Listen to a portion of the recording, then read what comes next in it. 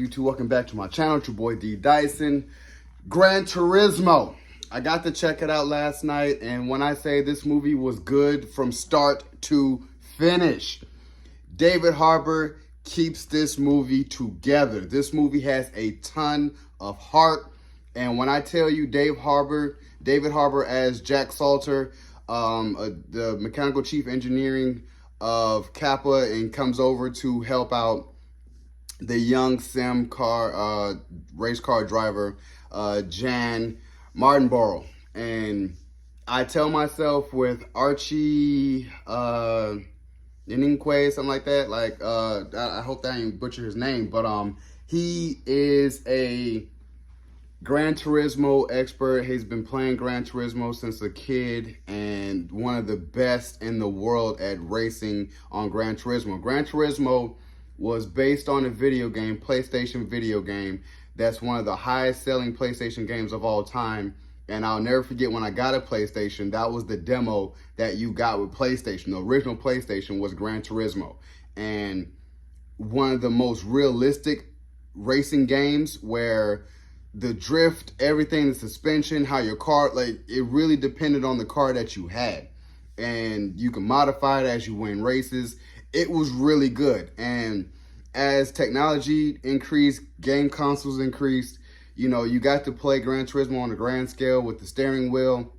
And Jan, he was one of the best in the UK. Like his dad, played by Juzman Hansu, you know what I'm saying, dude from Gladiator.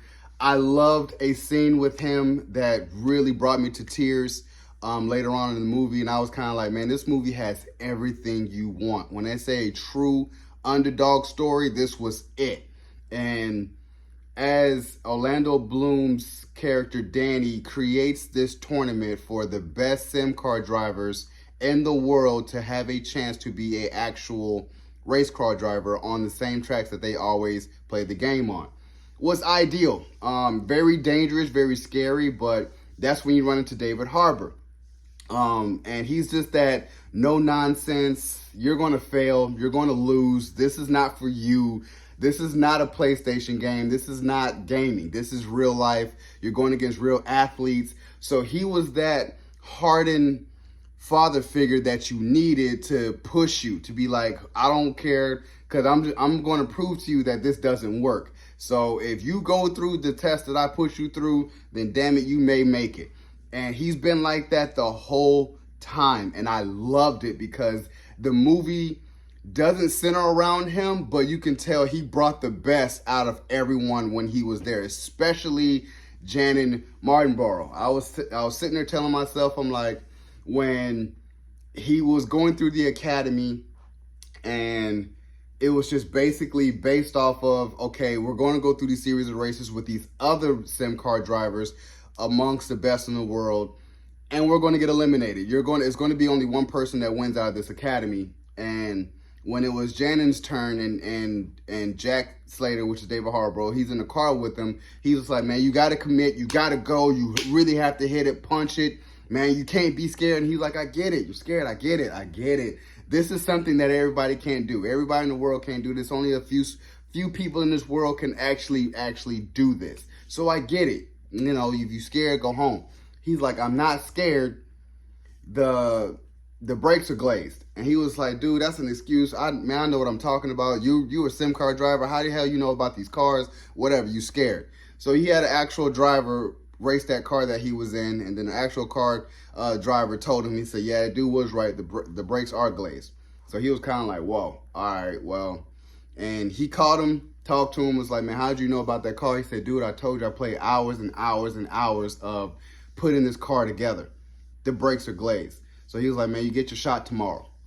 That right there let me know that it was like, man, although he's hardened on all of them, he still has a heart to be like, I want one of you to make it. You know what I'm saying? If you guys are really we're trying to push you to the brink, we're trying to push you to the limit. And that right there signified in Janet, like, okay, yeah, you're going to make it. Another part was when they actually are racing, and I'm just telling myself, I'm like, he's building up, trying to build up, and he's going against these other the actual professional race car drivers who don't like him. And I love that underdog story when he was like, okay, you won the academy, now you're in a real race, and you're going to go against pit crews that don't like you. You're going to get everybody in there that don't like you, other race car drivers that don't like you, your own crew that's helping you with the car. They're not going to like you. Hey, but it's just me in your ear. That's all you got. It's just me. Go out there and do what you do. And you just see him struggling, trying to make it to the top. And then that's why I was just like, man, it was truly heartfelt. And I just love that we did get that happy ending at the end. And like I said, when his father came in to embrace him, that was really a tearjerker moment for me. And I was like, you know, because I lost my dad, but, you know, to get that approval from his father that was been doubting him for a very long time, like, man, you're wasting your life. See him as like, dude, you're really a race car driver. You know what I'm saying? I'm fully on board. I've been supporting you. You know what I'm saying? I just didn't know how to, you know, kids with these crazy dreams, you know, as being a parent, you're just like, man, no, you don't, you know, but now I see that you made your dream a reality. You know what I'm saying? That meant the world to me. You know what I'm saying? It almost makes me want to cry now. But like I said, this movie has a ton of heart. I loved every minute of it. It kept me on the edge of my seat.